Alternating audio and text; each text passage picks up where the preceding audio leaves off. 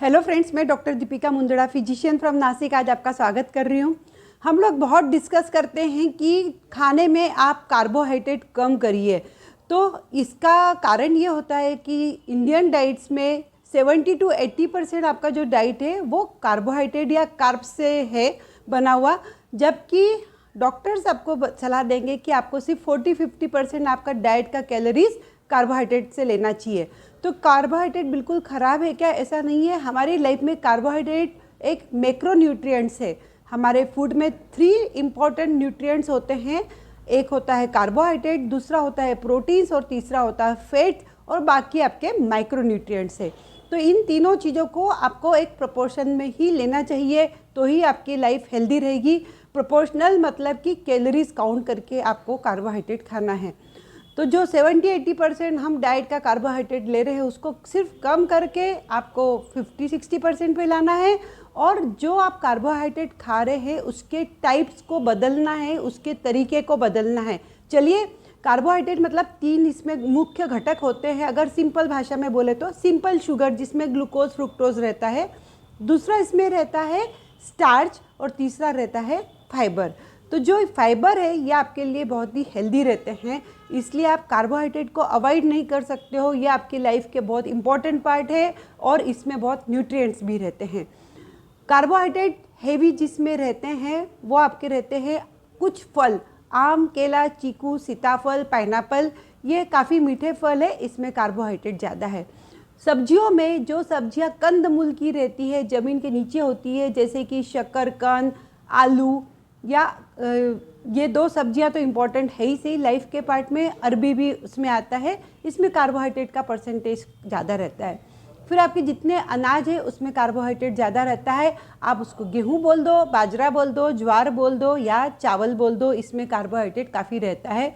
तो क्या दालों में कार्बोहाइड्रेट नहीं रहता है? दालों में, ऑल दालों में कार्बोहाइड्रेट रहता है। वैसे ही सभी बीन्स में भी कार्बोहाइड्रेट रहता है। तो आपने खाना क्या है?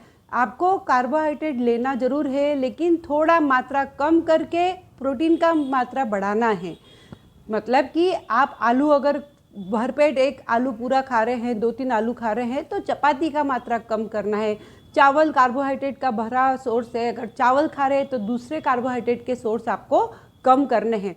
और इम्पॉर्टेंट चीज़ होती है, जब भी आप कार्बोहाइड्रेट खाएं, जिसको आप गेहूँ, ज्वार, मक्का या फिर चावल के फॉर्म में खाते हैं, या मैदा, ब्रेड, पास्ता, नूडल्स के फॉर्म में खाते हैं, तो आपने चूज़ करना चाहिए होल ग्रेन्स। होल ग्रेन्स का हमारा मतलब होता है कि जैसा अनाज ज़मीन से उगा उसी के ही टुकड़े करके वैसे ही खाना है।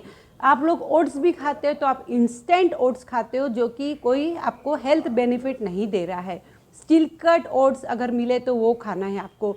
वैसे ही किनवा एक प्रोटीन का भी सोर्स है, तो एक कार्बोहाइड्रेट भी इसमें रखा हुआ है। तो आपको अब साबुत अनाज आपको खाना बड़ा मुश्किल है, क्योंकि इसका टेस्ट नहीं रहता है, और प्रोसेसिंग, हमको प्रोसेस फूड खाने की बहुत आदत हो गई है। हम गेहूं का आटा ही पिसा के खाना पसंद करेंगे या फिर मैदा लेके।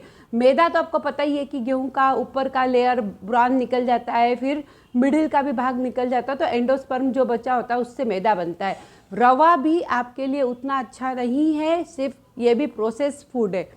गेहूं का तो एक बढ़िया, गेहूं या बाजरे का एक अच्छा फॉर्म है जो होल यूज इस्तेमाल होता है, वो है दलिया। तो हर अनाज का आप दलिया खाने की आदत डालें, या आटे को बगैर छाने थोड़ा मोटा पिसवा के खाने की आदत डालें, क्योंकि हमारे पास जो गेहूं और चावल है ये हमेशा पॉलिश्ड ही हम खाना पसंद करते हैं, हमारी आदत हो चुकी है। लेकिन जितने भी आपके मक्का, जवारी जैसे फूड है वो मार्केट में अनपॉलिश्ड ही मिलते हैं ज़्यादातर, और आप लोगों को मिलेट्स की, अनपॉलिश्ड मिलेट्स खाने की आदत है। तो जितना पॉलिश्ड रहेगा उतना ही छिलका ऊपर का निकला हुआ, मतलब न्यूट्रिएंट्स की कमी, मतलब फाइबर की भी कमी। तो अनाज खाना भी इम्पॉर्टेंट है, सिर्फ आपको मात्रा लिमिट करने की सलाह दी जा रही है। आप बीन्स भी खा सकते हैं और दूध भी ले सकते हैं, दूध में भी कार्बोहाइड्रेट है, लेकिन आप मलाई निकाल के दूध लेंगे तो ही आपके लिए अच्छा रहेगा। लेकिन जो ग्रोइंग एज है, जो रनर्स है, उन लोगों को कार्बोहाइड्रेट इतना ज़रूरत होता है, क्योंकि कार्बोहाइड्रेट आपके एनर्जी का एक बहुत बड़ा सोर्स है।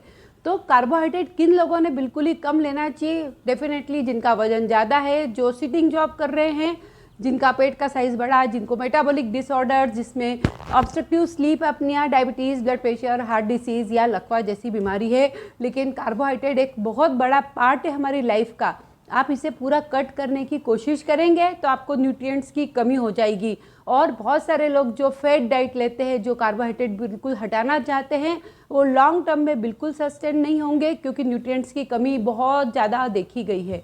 तो आप कार्बोहाइड्रेट कंज्यूम कीजिए, लेकिन प्लेट के साइज़ में 4 डिवीज़न करिए। 50% जो भाग होता है उसमें सब्जियां और फल डालें, बचे हुए 50% में ऊपर के पोर्शन में प्रोटीन और नीचे के इसमें कार्बोहाइड्रेट। और कार्बोहाइड्रेट मतलब क्या, आपकी कोई भी रोटी हो, या ज्वार या बाजरा या मक्का या गेहूँ, और चावल या आलू या आपकी अरबी, शकरकंद या कद्दू जैसी सब्जियां, ये आपके कार्बोहाइड्रेट में शामिल होती है।